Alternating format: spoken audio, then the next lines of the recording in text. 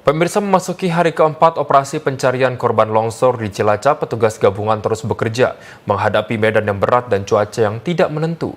Dan untuk mengetahui perkembangan terbaru, kita langsung berbincang dengan Prio Prayuda Utama selaku sebagai Kepala Seksi Operasi dan Siaga Kantor SAR Cilacap. Baik, selamat siang, Pak Prio. Selamat siang, Pak. Baik, Pak Prio, sebenarnya sejauh ini sudah berapa korban yang akhirnya berhasil ditemukan di hari keempat dan berapa yang masih dalam pencarian, Pak? Baik, untuk saat ini kami pada hari ini berhasil mengevakuasi satu korban lagi di worksite A2 ya. Di worksite A2 dalam kondisi meninggal dunia pada pukul 12.03 ya. Jadi total dalam pencarian masih 11 orang lagi, Pak. Baik, sebenarnya jika misalkan kita melihat, Pak Prio, sudah berapa personil yang sebenarnya diturunkan di masing-masing workset pada hari ini? Ya, jadi pada hari keempat ini kami fokus tinggal untuk pencarian di 4 worksite, di mana masing-masing worksite ini sekitar 100 sampai 150 orang. Namun memang kami lebih mengutamakan memaksimalkan penggunaan alat berat ekskavator ya. Jadi untuk tim-tim personil ini nanti akan membantu ekskavator dalam mengangkat puing-puing yang sulit diangkat oleh ekskavator. Demikian. Baik, dari 4 titik yang tadi sudah sempat disebutkan oleh Bapak Prio seperti itu, Pak, sebenarnya workset mana yang paling sulit dan seperti apa tantangannya? Baik, sampai saat ini worksite yang belum bisa 100% kami jangkau menggunakan alat berat adalah worksite A1, di mana seluruh aksesnya ini tanahnya seperti bubur, sangat banyak mengandung air, jadi jenuh dengan air. Maka dari itu, dari tadi pagi, ekskavator yang kami datangkan ke worksite A1 ini masih terus berupaya untuk membuat akses agar ekskavator bisa menjangkau worksite A1. Namun, walaupun demikian, kami tim SAR gabungan tetap terus berupaya memaksimalkan alkon dan alat-alat ekstrikasi serta manual lainnya. Baik, kira-kira berapa lama waktu yang diperlukan untuk pada akhirnya bisa membuka akses workset A1 yang sempat terkendala ini, Pak? Ya, tentu ini kami tidak bisa prediksikan berapa lama, namun kami terus berupaya bagaimana caranya biar akses itu tetap bisa kami jangkau. Seluruh tim ekskavator berupaya semaksimal mungkin, karena ini membutuhkan juga kayu-kayu sebagai dasar untuk pijakan ekskavator, sehingga seluruh tim yang ada dibekali chainsaw untuk terus bekerja memotong kayu sebagai dasar landasan ekskavator tersebut. Baik, kira-kira sebenarnya apakah faktor cuaca atau bagaimana kondisi cuaca dan juga tanah di sana dapat mempengaruhi kinerja tim dan bagaimana cara Anda untuk bisa mengantisipasinya? Sebenarnya ini sudah memasuki dari masa golden time gitu ya, di hari ketiga di mana ini pencarian dilakukan. Apakah sudah ada reassessment atau asesmen ulang terkait dengan penanganan yang akan dilakukan ke depannya begitu, Pak? Baik, kami sampaikan bahwa evaluasi reassessment terhadap setiap worksite yang sudah kita tentukan yang sangat dimungkinkan adanya korban terjebak adalah kami laksanakan setiap hari rutin, di mana setiap sore itu kami lakukan evaluasi bersama terhadap kendala-kendala yang dihadapi oleh seluruh tim SAR gabungan, sehingga setiap malam hari kami merencanakan rencana pencarian dan pertolongan itu, kami tahu harus mencari solusi apa.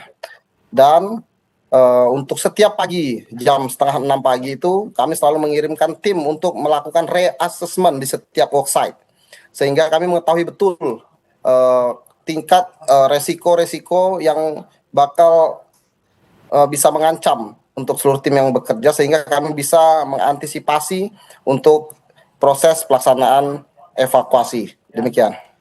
Oke baik, sedikit kembali Pak kepada pertanyaan tadi kita sebelum jeda Pak. Sebenarnya apakah faktor cuaca atau kondisi tanah pada hari ini mempengaruhi kinerja tim dan bagaimana cara tim di lapangan mengantisipasinya? Betul. Cuaca di sini memang sangat-sangat mempengaruhi kinerja tim SAR gabungan. Karena apa? Setiap akses jalan ekskavator, baik akses untuk masuk maupun untuk evakuasi, ini setiap hari kami harus membuat ulang. Dikarenakan apa? Dikarenakan setiap sore hingga pagi di sini hujan deras. Sehingga jalan yang tadinya sudah padat kami buat, ini menjadi bubur seperti bubur lagi. Ya, jadi setiap pagi harus melaksanakan pembuatan akses ulang. Sehingga efektivitasan pencarian korban ini menjadi berkurang. Yang seharusnya setiap pagi tinggal bekerja menggali, ini setiap pagi harus membuat akses jalan ulang. Demikian, Pak. Baik Pak Priyo, selanjutnya mungkin dengan adanya alat-alat berat yang sudah diturunkan begitu seperti ekskavator, pompa atau mungkin anjing pelacak, apakah sudah ada kemajuan yang signifikan dibandingkan dengan hari yang sebelumnya? Baik, kami sampaikan, kami mendapatkan dukungan alat berat yang sangat luar biasa banyak ini mulai kemarin. Tentu ini sangat terlihat perbedaannya. Di mana kemarin kami mendapatkan penemuan berhasil mengevakuasi korban ini sebanyak 8 korban. Ya. Dan hari ini kami sudah mendapatkan 1 korban, di mana barusan saja saya mendapatkan informasi bahwa kami telah berhasil lagi mengevakuasi 1 korban atas nama Diah Rahmadani di worksite A1.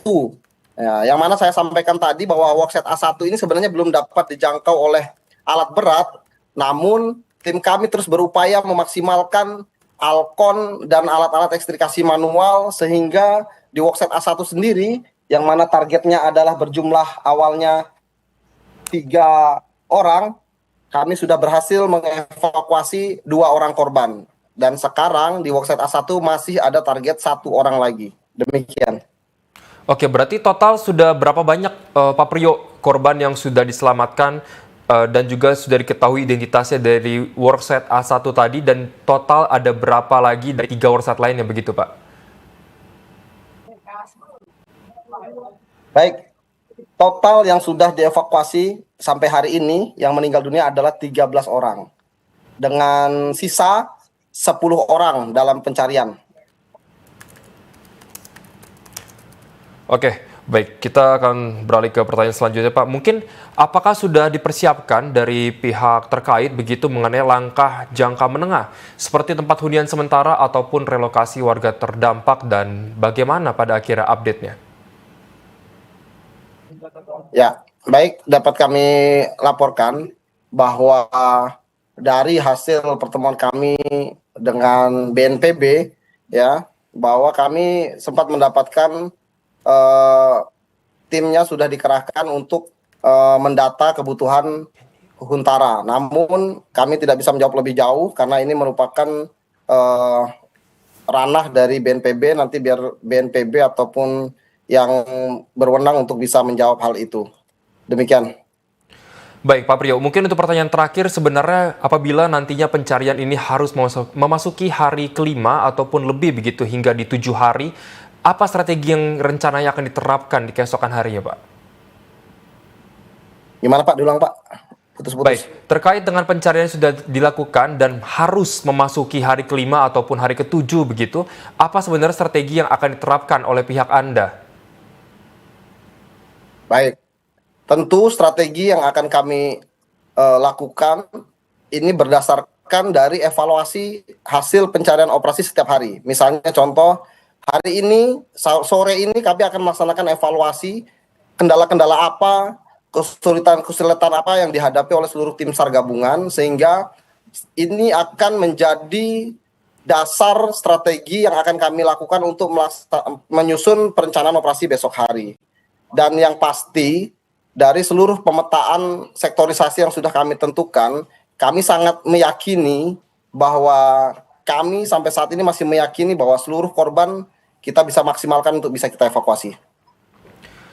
Baik, terima kasih atas informasi dan laporan dari Anda, Bapak Priyo Prayuda Utama selaku sebagai Kepala Seksi Operasi dan Siaga Kantor SAR Cilacap. Terima kasih Bapak, sehat selalu. Terima kasih, mohon doanya.